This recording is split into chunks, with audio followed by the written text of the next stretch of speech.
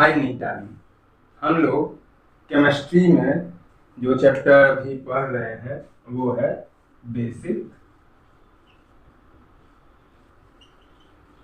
Concept. ठीक है, तो बेसिक कॉन्सेप्ट में अगर आपको याद होगा तो लॉ में हम लोग सब बढ़ चुके थे कंजर्वेशन ऑफ मास, उसके बाद फिर फिक्स्ड प्रपोर्शन और थोड़ा थोड़ा सा हम लोग जो आइडिया समझ पाए थे वो एवोगाड्रो लॉ के बारे में था। अब बच जो गया है वो है मल्टीपल प्रपोर्शन और गे-लुसैक का लॉ। ठीक है, देखिए इसको अगर हम लोग फिर से रिवाइज करें तो कंजर्वेशन ऑफ मास क्या करता था कि रिएक्टेंट का जो मास है उतना ही मास होगा प्रोडक्ट का। ठीक है, मतलब कि प्रोडक्ट का मास इससे थोड़ा सा भी ज़्यादा नहीं होगा। इसी के बेसिस पर जो हम लोग आगे और पढ़े वो था लिमिटिंग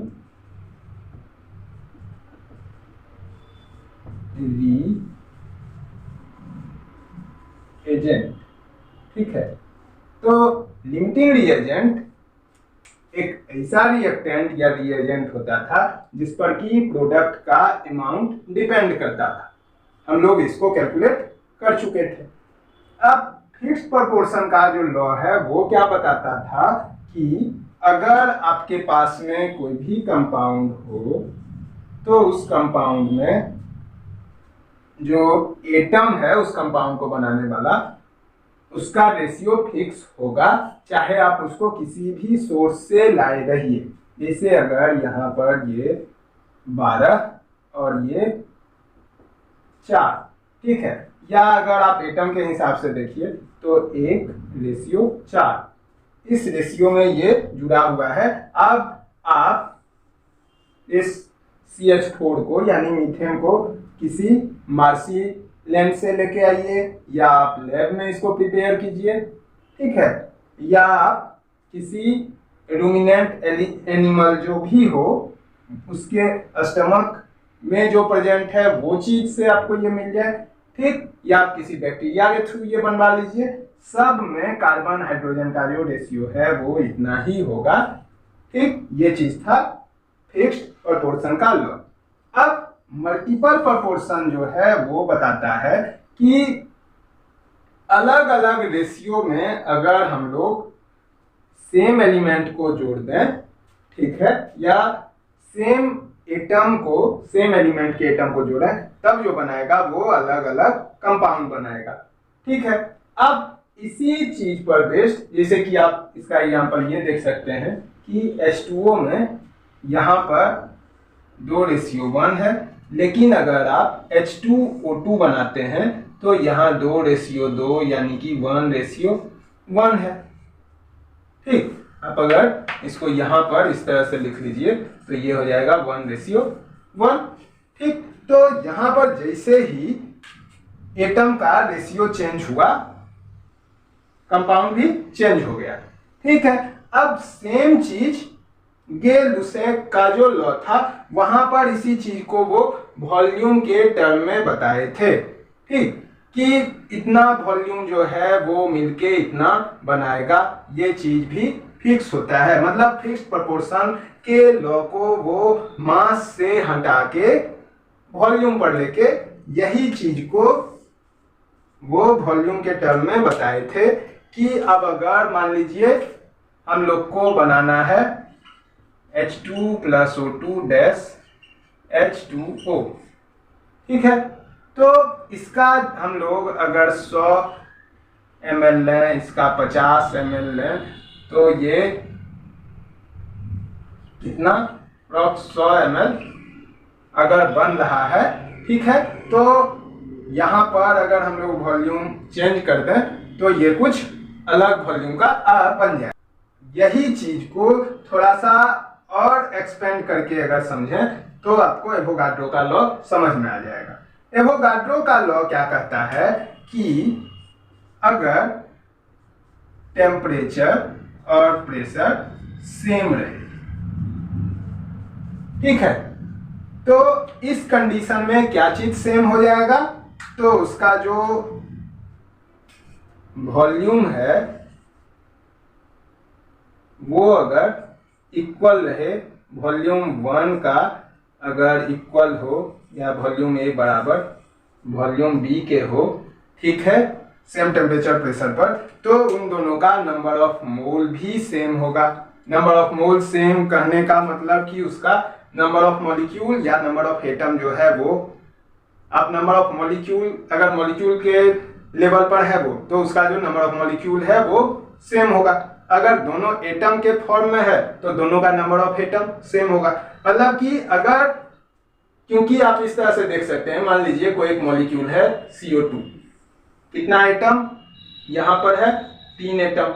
अब कोई दूसरा कंपाउंड हो जो कि H2O2, यहां पर कितना एटम है, तो 4। तो अगर ये मॉलिक्यूल के फॉर्म में है तो यहाँ मॉलिक्यूल सेम आपको रखना है, एटम सेम नहीं रखना है, क्योंकि यहाँ पर दिक्कत क्या हो जाएगा कि अगर मॉलिक्यूल सेम रहा, मान लीजिए 5 मॉलिक्यूल इसका, 5 मॉलिक्यूल इसका, तो इसके 5 मॉलिक्यूल में 5 गुना 3 15 एटम होगा, इसके 5 मॉलिक्यूल में 5 गुना 4 20 एटम होगा। ठीक है, तो ये चीज आपको एवोगाड्रो लॉ में याद रखना है, क्योंकि ये चीज कैलकुलेशन में हेल्प करेगा। ठीक है, तो एवोगाड्रो का जो लॉ था वो क्या था कि सेम टेम्परेचर और प्रेशर रहने पर अगर वॉल्यूम इक्वल हो तो जनरली गैस के लिए ये चीज हम लोग देखेंगे, तो वहां उसका जो मॉलिक्यूल है उसका नंबर भी सेम होगा। ठीक है, और उसका नंबर ऑफ मोल भी सेम होगा। अब इसके आगे हम आपको पिछले वीडियो में बता चुके हैं, आप वहां पर से भी जाके इसको और ज्यादा कंफर्म कर सकते हैं कि अगर स्टैंडर्ड टेम्परेचर और प्रेशर पर कोई दो गैस हो और अगर उसका वॉल्यूम 22.4 लीटर हो तो उसका नंबर ऑफ मोल कितना होगा। ठीक है, ये चीज आपको क्वेश्चन में आगे काम देने वाला है, तो इसको एकदम दिमाग में बिठा के चलना है। ठीक है, अब इसके आगे हम लोग चलते हैं।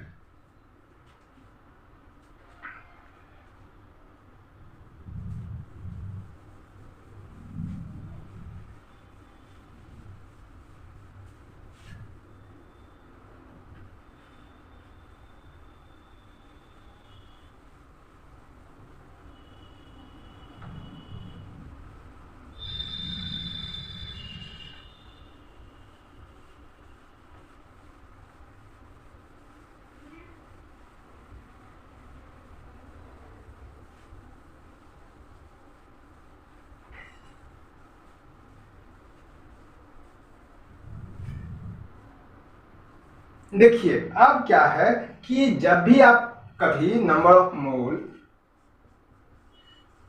कैलकुलेट कीजिएगा तो मोल बराबर क्या होता है, गिवन मास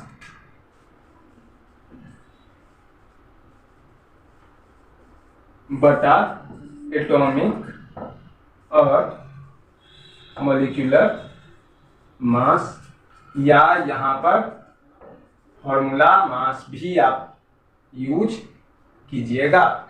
ठीक है, अब ये सब होता क्या है, देखिए जैसे सोडियम है तो सोडियम का जो एटॉमिक मास है आपको पता है कि 23। तो अगर हमको इसका 50 ग्राम 40 ग्राम 30 ग्राम कुछ भी गिवन मास हो पूछे उसका नंबर ऑफ मोल कितना है, तो इसके लिए हम लोग सिंपल क्या कर देंगे कि जितना दिया हुआ है उतना बटा ये, इसको ग्राम में रख के। लेकिन अगर आपको दिया हुआ हो NH3 और ये कहे 100 ग्राम है दिया हुआ, इसका आप नंबर ऑफ मोल बताइए, तो यहां पर सबसे पहले हम लोग इसका मॉलिक्यूलर मास कैलकुलेट करेंगे। कैसे करेंगे, तो नाइट्रोजन का जो मास है वो पहले हम लोग रखेंगे प्लस हाइड्रोजन का, ठीक, और जितना है उतना नंबर बराबर इतना, और अब इससे इसको जब आप डिवाइड कीजिएगा तो आपको आ जाएगा नंबर ऑफ मोल। फिर एक मोल में कितना मॉलिक्यूल प्रेजेंट होता है, अगर आप मॉलिक्यूलर मास यहाँ यूज कर रहे हैं तो वो होता है 6.022 इंटू 10⁻23। ठीक है, तो फिर उससे हम लोग मल्टीप्लाई करके, जैसे अगर आपको ये पूछा जाए कि कितना नाइट्रोजन प्रेजेंट है का एटम, तो सिंपल 1 मोल में ये भी 1 मोल होगा, लेकिन अगर हाइड्रोजन पूछा जाए तो हाइड्रोजन के लिए 1 मोल में ये 3 मोल होगा इसका एटम जो है हाइड्रोजन का, तो उसको 3 से मल्टीप्लाई करेंगे। सेम चीज आप लोग यूरिया के लिए कर सकते हैं कैलकुलेट, NH2CO NH2। ठीक है, तो इसका भी आप मान लीजिए आपके पास में ये हो दिया हुआ 120 ग्राम, तो आप लोग कैलकुलेट करके पता कीजिए कि इसके 120 ग्राम में नाइट्रोजन का कितना एटम प्रेजेंट होगा। ठीक है, और उसको आप कैलकुलेट करके कमेंट कीजिए। अब यहां पर एक वर्ड है जिसको हम लिखे हैं फॉर्मूला मास, ये क्या होता है इसको समझ लेते हैं। देखिए ये जो कंपाउंड है ये है कोवेलेंट, यहां पर कोवेलेंट बॉन्ड बन रहा है, कोवेलेंट बॉन्ड आप 10th में पढ़ के आए हैं। ठीक है, अब अगर आपका कंपाउंड हो NaCl, आपको पता है कि यहां पर जो बॉन्डिंग होता है वो इलेक्ट्रॉन सीधा सीधा ट्रांसफर हो जाता है, शेयरिंग नहीं होता है, तो ये दोनों जो है वो आयन के फॉर्म में एग्जिस्ट करेगा। तो यहां पर इसके लिए जो हम लोग मास यूज करते हैं उसको बोलते हैं फॉर्मूला मास, और बाकी तरीका सेम है कि यहां आप इसका एटॉमिक मास रख दीजिए प्लस इसका, और इन दोनों को ऐड कर लिए तो ये आ गया NaCl का फॉर्मूला मास। ठीक है, अब इन सब के यूज से हम लोग निकाल सकते हैं मोल। इसमें एक और चीज जिससे कि क्वेश्चन आता है कभी कभी, जहां पर ज्यादा प्रॉब्लम होता है, वो ये है कि एवरेज एटॉमिक मास क्या रखा जाए और किस तरह से उसको निकालें।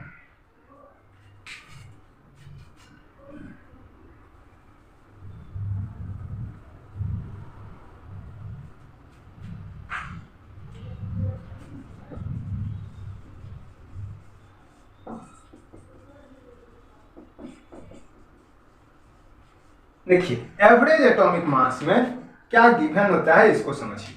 आपको दिया हुआ रहेगा आइसोटोप और आइसोबार, ये आपको पता है। आइसोटोप जो होता है वो सेम एलिमेंट का होता है, मतलब कि उसका एटॉमिक नंबर जो है वो सेम रहेगा लेकिन एटॉमिक मास अलग अलग होगा।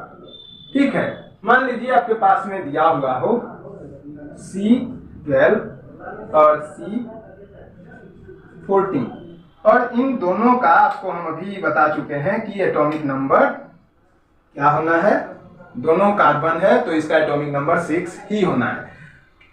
अब दिया हुआ क्या रहे आपको कि इसका परसेंटेज कितना है। ठीक है, उस परसेंटेज को आप बस सिंपली क्या कीजिएगा, मान लीजिए ये है 98% और ये जो बच गया 2% वो है, तो इसका एवरेज किस तरह से निकालेंगे। तो इसमें आपको बस करना क्या है कि जितना है 12 इंटू 98 और इसका बाय 100 प्लस 14 इंटू 2 बाय 100, ये चीज आप सॉल्व करके ले आइए, आपका आंसर आ जाएगा। इसको अगर आप शॉर्ट फॉर्म में बनाना चाहते हैं तो वो हो जाएगा कि आप मल्टीप्लाई कीजिए जितना परसेंट है और जो मास है उससे, और लास्ट में जो वैल्यू आए आप उसको 100 से डिवाइड कर दीजिए। ठीक है, अब यहाँ ये 4 आइसोटोप 5 आइसोटोप कुछ भी हो सकता है और 4-5 अलग अलग उसका परसेंटेज होगा। आप उसके परसेंटेज से मास को सीधा मल्टीप्लाई करते चलिए, सबको ऐड कीजिए और डिवाइड कर। यहाँ पर अगर आप इसका कैलकुलेशन करके देखिए तो ये आ जाएगा 12 इंटू 0.98 प्लस 0.28। ठीक है, इसको मल्टीप्लाई करके अब आप इसको भी मल्टीप्लाई कीजिए और ऐड कर दीजिए तो आपको आपका वैल्यू आ जाएगा। ये था एवरेज एटॉमिक मास। तो इस तरह से यहाँ तक formula mass, average atomic mass और मॉलिक्यूलर मास ये हम लोग सब कैलकुलेट करने सीख चुके हैं। ठीक है, ये अगर आप लोग का हो गया होगा तो आप लोग इसको अगर समझ गए तो ठीक है, या फिर आप टेलीग्राम पर ये क्वेश्चन पूछ लीजिएगा।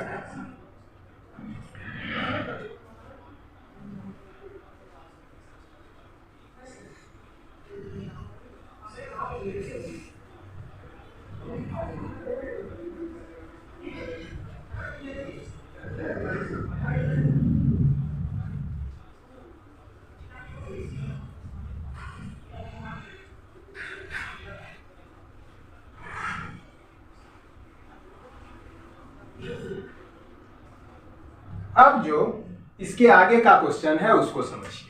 देखिए, सबसे पहले हम लोग जितना अभी तक पढ़े हैं आप बस इसका यूज करते हुए चलना है। जैसे आपके पास में ये जो कंपाउंड है NH2CONH2, आपसे पूछा जाए कि नाइट्रोजन का परसेंटेज बताइए कि कितना इसमें है, तो सबसे फर्स्ट काम आपको क्या करना है कि आपको ऐड करके चलना है इसका टोटल का टोटल जो एटॉमिक मास है सबका, मतलब आपको इसका मॉलिक्यूलर मास निकालना है। कितना हो जाएगा 14 × 2 plus 4 × 1 plus 12 plus 16 28 plus 4 plus 12 plus 16, ये आपका हो गया 8 × 12, ये 0 बाकी 2 3 4 6, यानी कि ये हो गया 60। अब बस आपको करना है कि नाइट्रोजन कितना है, तो नाइट्रोजन का 28 है नाइट्रोजन, बस आपको करना है यहाँ 28 × 100/60, ठीक है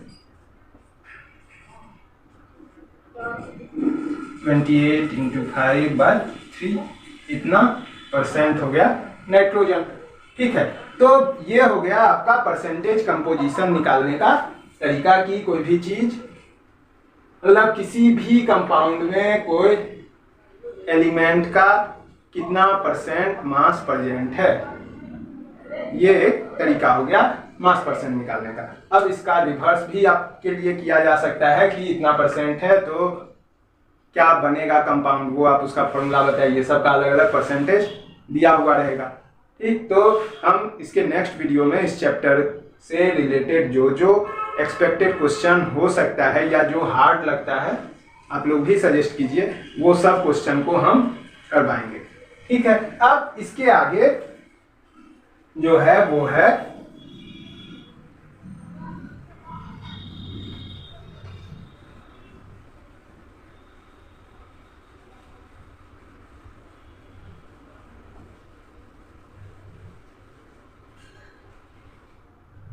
मोल फ्रैक्शन, यानी कि इसको हम लोग काय भी बोलते हैं।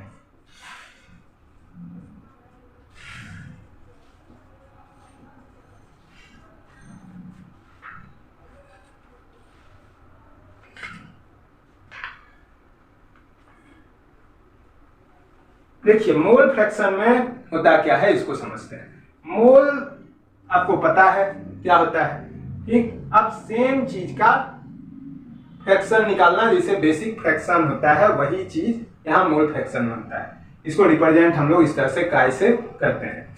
मान लीजिए आपके पास में कोई मिक्सचर हो NaCl और H2O का, ये दोनों कुछ कुछ अमाउंट में होगा।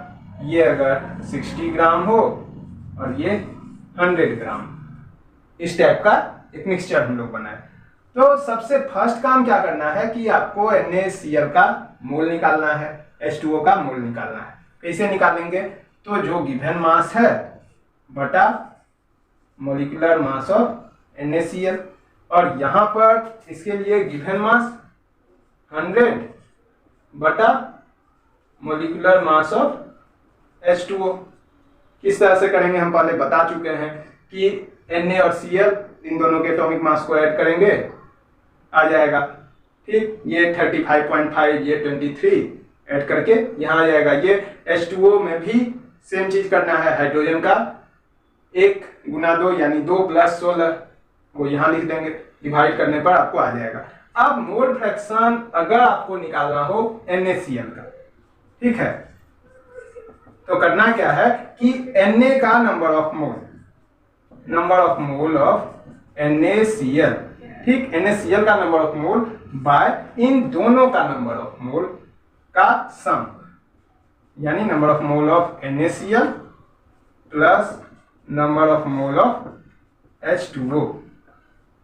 तो इस तरह से आपका मोल फ्रैक्शन कैलकुलेट हो जाएगा NaCl का। सेम चीज H2O के लिए अगर करना हो तो यहाँ H2O बस रख देंगे, नीचे में पूरा सेम रहेगा।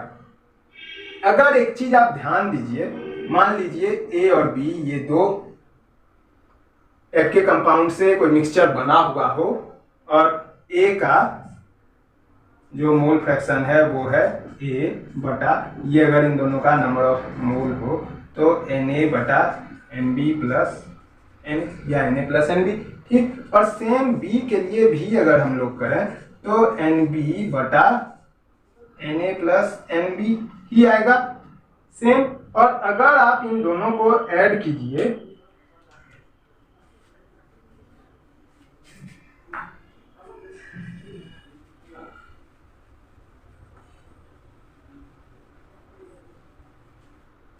अगर यहाँ पर हम लोग ये दोनों का A प्लस का B को ऐड करके देखें तो क्या आएगा, Na प्लस Nb और बटा Na प्लस Nb, ठीक है। मतलब कि ये टोटल कट के आ गया 1 के इक्वल। तो अगर आपको कोई एक पता हो और पूरा का पूरा मिक्सचर बस दो ही टाइप के कंपाउंड या सब्सटेंस से बना हुआ हो तो एक का मोल फ्रैक्शन को अगर आप 1 में सब्सट्रैक्ट कर देते हैं तो दूसरे का आ जाएगा, ठीक है। ये चीज भी आपको यहाँ पर पता होना चाहिए।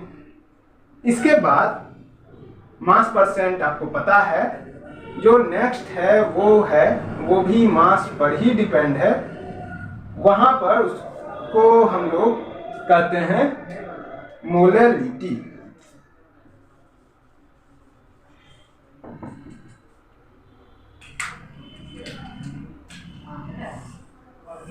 ठीक है। मोलैलिटी देखिए क्या होता है। सेम हम लोग एग्जांपल लेते हैं NaCl और ये है 60 ग्राम, H2O ये है 100 ग्राम, ठीक है।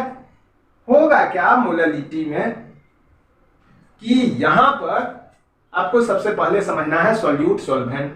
पता है सॉल्यूट जो है वो कम अमाउंट में होगा और सॉल्वेंट जो है वो ज्यादा अमाउंट में होगा। तो सबसे पहले आपको यहां पर करना है number of mole of solute, ठीक है, बटा मास ऑफ सॉल्वेंट। यहां इसको U इसको V हम डिनोट करना है। तो मास ऑफ सॉल्वेंट और ये होना चाहिए आपका kg में, ठीक है। तो ये आपका हो गया मोलैलिटी। अगर मोलैलिटी निकालना हो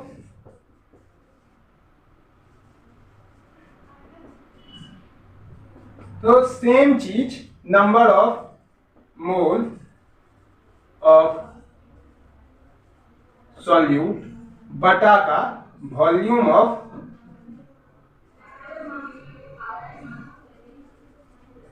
सॉल्यूशन, लेकिन ये जो वॉल्यूम है वो होगा लीटर में। अब इन दोनों को समझते हैं, दोनों में है क्या डिफरेंस। एक कोई सॉल्यूशन बनाए, अगर हम लोग उसको मास के रेस्पेक्ट में देखें, उसका कंसंट्रेशन निकालें कि कौन कितना प्रेजेंट है, तो यहां पर उसका दो तरीका हो सकता है। मास के रेस्पेक्ट में पहले हम लोग मास परसेंट निकाल लिए, मोल फ्रैक्शन निकाल लिए, ये भी मास पर डिपेंड करता है। थर्ड चीज क्या की है, मोलैलिटी निकाले कि जो सॉल्यूट है उसका नंबर ऑफ मोल बटा जो सॉल्वेंट था, सॉल्वेंट यानी टोटल सॉल्यूशन नहीं, दोनों मिला के नहीं, बस सॉल्वेंट, ठीक। इसका जो मास है उसको केजी में रख के उससे डिवाइड कर दिए, मतलब इसके 1 केजी में इसका कितना मोल प्रेजेंट है।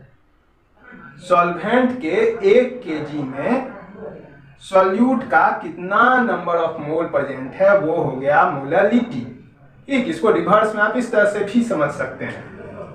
तो 1 kg में सॉल्यूट में 1 kg का जो आप सॉल्वेंट ये लिए, जो ज्यादा अमाउंट है जिसमें आप बोले वो 1 kg लिए, उसमें ये सॉल्यूट कितना मोल घुला, मोल यानी आपको इसका वजन बस नहीं, इसका मोल देखना है। ठीक है, तो वो हो गया मोलरिटी। मास जो है वो कभी टेम्परेचर पर डिपेंड नहीं करता है, टेम्परेचर बढ़ाने घटाने पर मास बढ़ेगा घटेगा नहीं, तो ये चीज मास पर डिपेंड नहीं करेगा।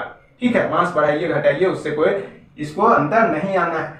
मोलरिटी जो है वो थोड़ा सा चेंज है। मोलरिटी में number of mole of solute कितना में प्रेजेंट हो, तो 1 लीटर के सॉल्यूशन में, मतलब पूरा 1 लीटर का जो सॉल्यूशन हम लिए उसमें सॉल्यूट का कितना नंबर ऑफ मोल प्रेजेंट हो। अब इस पर बेस्ड एक क्वेश्चन बनाते हैं। अगर आपके पास प्योर वाटर हो तो उसका मोलरिटी कितना होगा वो कैलकुलेट करके देखते हैं, क्योंकि मोलरिटी के लिए उसमें कुछ घुला होना चाहिए। हम कह रहे हैं प्योर वाटर। ठीक, तो प्योर वाटर के लिए क्या कर लेंगे, मान लीजिए इसका अगर हम लोग 18 ग्राम लें तो कितना हो जाएगा, ये भी उसका जो नंबर ऑफ मोल होता है वो भी 18, और वॉल्यूम कितना हो जाएगा, तो 18 ग्राम के लिए ये 18 ml, और ऊपर में आप 1000 से डिवाइड कर दीजिए, ये पूरा कैंसिल हो गया, और लास्टली आपको आ गया 1000/18, और इसका यूनिट क्या हो जाएगा, मोल पर लीटर। ठीक, अब ये सेम चीज आप यहाँ 18 रखिए, 100 रखिए, 200 रखिए, 300, 1 kg, 2 kg, 3 kg, जो आपको रखना है आप वो रखिएगा, आपका वैल्यू सेम आएगा हर कंडीशन में। बस ये आपका प्योर वाटर के लिए कभी कभी क्वेश्चन पूछा जाता है। तो इस तरह से इस चैप्टर में लगभग जितना भी कॉन्सेप्ट आपको जरूरी था कैलकुलेट करने के लिए कोई भी क्वेश्चन, क्योंकि अब यही सेम सब कुछ का यूज हम लोग आगे चल के सॉल्यूशन चैप्टर का कुछ दिन में स्टार्ट होगा 12 का भी, तो जब वो हम लोग बनाना शुरू करेंगे या और किसी फिजिकल के किसी चैप्टर को अगर हम लोग स्टार्ट करेंगे तो वहां पर इस पूरे चैप्टर का ये पूरा कुछ यूज होगा। तो इसका आप और ज्यादा से ज्यादा क्वेश्चन प्रैक्टिस जितना हो सके कीजिए। नेक्स्ट वीडियो में इस चैप्टर से रिलेटेड जितना भी क्वेश्चन हो सकता है ज्यादा से ज्यादा वो हम लाने का कोशिश करेंगे। अगर आपको ये सब कुछ सही लग रहा है तो आप भी इसे सब्सक्राइब और लाइक कर दीजिए।